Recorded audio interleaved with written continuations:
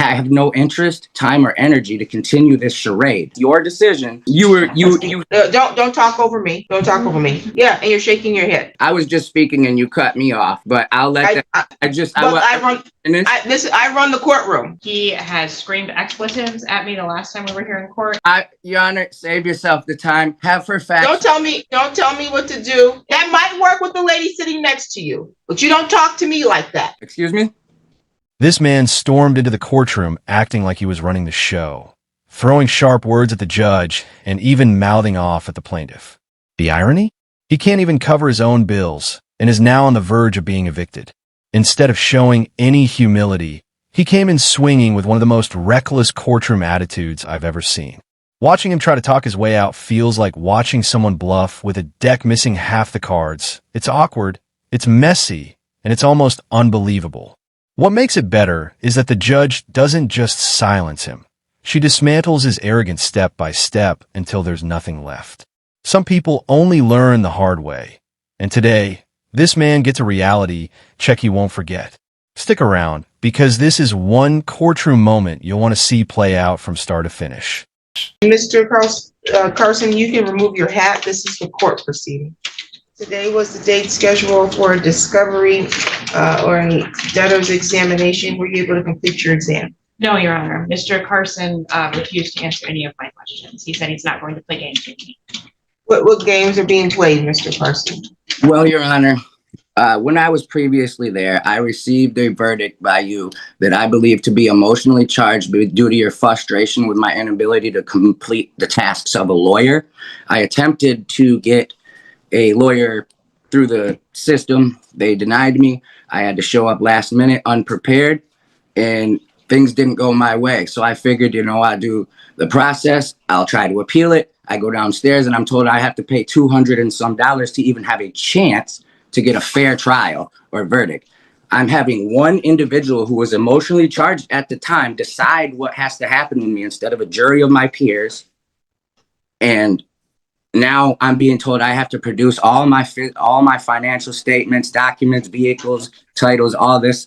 And I have no interest, time, or energy to continue this charade.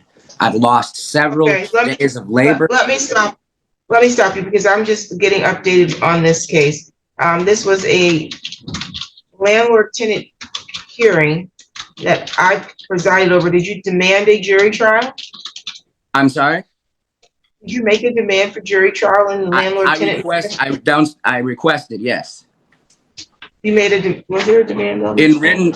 I didn't put anything in writing. I did request the trial. I went downstairs and asked what my rights are, and they said to proceed any further past your decision, I had to pay $200 and some to even try. I did not have the money at the time, nor would I have it. But sir, I asked you to let me get caught up. I'm trying to see if you have filed a jury demand. Let me also be clear. I don't make decisions because I'm emotionally charged. No, don't talk over me. Don't talk over me. Just because I won't let you run my courtroom does not mean that I am emotionally charged. There's order that will be set in the courtroom, and you will not talk over people. You will present the evidence. I am absolutely fair and impartial, and you then have the right to appeal my decision. Just because you disagree with the decision doesn't make it impartial, okay? And if you don't follow, there's rules in place that I don't set as to how you file such appeal. If the clerk's office told you what you needed to file to move forward with the appeal, then that's what you needed to do. But I'm going to make it clear on my record that I did not make a decision in this case based on any emotions. I have no reason to be emotional about your eviction, sir. I'm not being evicted. So if you keep talking over me, this is probably what you did the last time. Is try to cut me off. Yeah, and you're shaking your head. So that's not me being emotionally charged. That's me not allowing you to run my courtroom. You don't talk over people. You have a question. Yes, I was just speaking and you cut me off, but I'll let I run the courtroom. Okay, I understand. Did you notice that? May I finish, Your Honor, please? Yes. Okay. At the time of the last proceeding, I interrupted you. I apologize. But the second or third interruption, you stopped me in the middle of my sentence and awarded them the decision. You know what? You were like, you know what? Decision for them. You didn't specify why. It was just an emotionally charged because you were frustrated with my inability to complete the tasks of a paid lawyer. The defendant is basically the human equivalent of nails on a chalkboard. Loud, disruptive, and absolutely convinced he's the smartest person in the building. He keeps cutting people off as if he's the judge, which shows he has no idea how dangerous that move really is. Anyone who understands court knows that interrupting the judge is like stepping on a legal landmine. It's not even his anger that stands out. Plenty of people lose their temper in court. It's the fact that he's wrong at full volume, with no evidence, no logic, just nonstop noise. You'd think at some point self-preservation would kick in, but he keeps digging himself deeper. What's fascinating is how the judge responds. She doesn't take the bait, doesn't get flustered, and refuses to give him anything to twist on appeal. Her calm professionalism is a strategy in itself. Honestly, I think his whole plan was to provoke her into exploding, but when she doesn't, he's left with nothing but his own meltdown on record. This is exactly why courtroom outbursts backfire, because while defendants think they're in control, the judge is quietly staying 10 steps ahead. I have evictions every single week, and the majority of my evictions are people who do not have attorneys. I don't know if you know that. Over 75% of our cases do not have attorneys representing them. I do not get frustrated with your inability to do the task of a lawyer. Where I will get frustrated and where I will not tolerate is if you think you're going to yell out or yell at the other party, yell at me, and you're going to act a fool in the courtroom, I will no longer allow you to be heard. Just because I cut you off and make a ruling does not mean that I ruled in their favor because I was frustrated with you. I was going to rule in their favor anyways because of the facts of the case.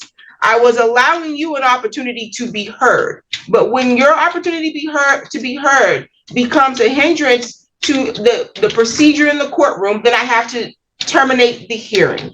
And so if you want to proceed in any other manner, I don't know what your rights are now at this point as it relates to your right to appeal. You may have exhausted that time frame, but you're going to need to appear in person. I'm going to reset this since you refuse to comply with the court order to participate with the discovery proceeding. Because this is an official proceeding. This is not your option. You have to participate in the proceeding because you have a judgment against you and the plaintiff has the right to figure out how they can recover on that judgment. Can we speak? Do you understand that? Yes, you may. Well, we tried to tell her, like, the funds, we can pay them. Like, we have no problem with that. We tried to tell her the same thing. What is the past due amount? It's roughly somewhere in the ballpark of $10,000 with interest, Your Honor. And you're I asked him if they could make a payment in full, and he wanted to argue the merits of the judgment itself. okay. I never heard an indication there would be a payment in full. If there's some sort of payment plan, I'm happy to discuss that once I get my questions answered, because they have made no efforts to make payment on this, never reached out. We've tried multiple different avenues for the information that we did have on where we thought they banked and where we thought they worked. So I would need answers to all of the debtor's exam questions, and then I'm happy to work out a payment plan. In the event of a default, then I can pursue other arrangements. Okay. Are you in a position to pay in full the past due amount? I'd prefer a payment plan. I would like to see what the interest is and what the original charges are. I was never actually formally presented with any numbers, despite what she had just told you. There, until we were physically served for this court date, I had heard nothing other than a couple of emails where they were denied requests to garnish. Yeah, we haven't received. That is literally the only thing pertaining to the case I've seen since I walked out of your courtroom, attempted to file for an appeal, and was told I had to physically come up with money to do so that I didn't have at the time. So I at no point was ever given a fair trial. I was given an opportunity to pay for one potentially, but I've received, like, the judgment is for, you gave them and rewarded them things they shouldn't have had. We weren't there. If you disagree with the court's position, you have the right to appeal. You failed to do that. I also want to correct the record again. You did not properly file any demand for jury trial, although being advised on your first appearance of how you have the right to a trial and how to file such jury trial demand. You did not file a jury trial demand. So if you didn't get a trial, that was on you. Then I guess I misunderstood, and that goes back to me not being a lawyer and wishing that I had. That does not go back to you being a lawyer. We made a video. We make a virtual presentation. It's a video that I play, and every courtroom in this court plays that video at the first appearance. Most of you all don't pay attention to the video. It tells you very clearly in very plain language. You have the right to a jury trial. And you can make such demand for a jury trial, and it tells you how to do that. You don't need to be an attorney to do that. Sorry, go ahead. I'm done. Can she produce an actual number, or are we going off of what she thinks? So I'm asking for what's in the judgment plus whatever interest is, and I haven't calculated it. You wouldn't have calculated that before today? Now here's the twist. Buried under all his shouting, he actually raises a small point worth noting. The plaintiff wasn't fully prepared with her numbers, which made the hearing feel more like a warm-up than the main event. Technically, those details will have to come back in official filings later. So yes, there's a shred of truth in what he's saying, but the way he delivers it ruins everything. Instead of highlighting a weakness in the case, he makes himself look like a freeloading troublemaker trying to dodge responsibility. Judges don't just process the facts. They read body language, tone, and credibility. When you show up hurling insults, you've already destroyed your own argument before it begins. And that's the lesson here. Courtroom presence is just as powerful as evidence. To me, his entire performance screams, I'll say anything to avoid paying rent. The arrogance is so obvious you almost don't need the paperwork. But what do you think? Did he stumble into a valid point? Or is this just another example of someone trying to talk their way out of accountability? You can do one of two things, sir, because I'm not the games that are being played, I do not believe are on the part of the plaintiff at this point. You can participate in good faith right now in the debtor's examination, provide the answers to the questions, which are under subpoena. You've been ordered to court for this purpose. Or I can reset this and order you to appear in person. If you fail to do that and to comply, then we have to proceed to a next step, which is a bench warrant. And I don't think you want a bench warrant over a civil matter. So it's in your best interest to comply. It sounds like she's willing to work with an installment payment order, but only after she gets the answers that she needs to figure out how they're going to recover on this debt. So how do you want to proceed? I'm sorry, Your Honor. I'm sorry. I asked him if he had any of the documents there were, in addition to information, there's documents, plenty of documents that were asked for, and he indicated that he wasn't going to produce those. So I would ask him to appear in person with all of the documents. Oh. And I'd also ask that, Your Honor, that he return to a tone that is respectful. He has screamed expletives at me the last time we were here in court, and he's called me things today. And it's uncalled for and unnecessary. I am absolutely clear that the emotional charging was not from the courtroom. I'm not going to allow you to berate anyone in this courtroom, nor will you disrespect me or the process. You can appear in person. I'm going to reset this date, and you need to bring the documents that were ordered under the subpoena. If you fail to comply, the court will issue a bench warrant. Your Honor, save yourself the time. Have her fax. Don't tell me what to do. Don't tell me what to say. You instruct yourself. I'll pay her. You instruct yourself, or you'll be in contempt of court. Okay? Excuse me? You control your own mouth. Don't tell me what to say.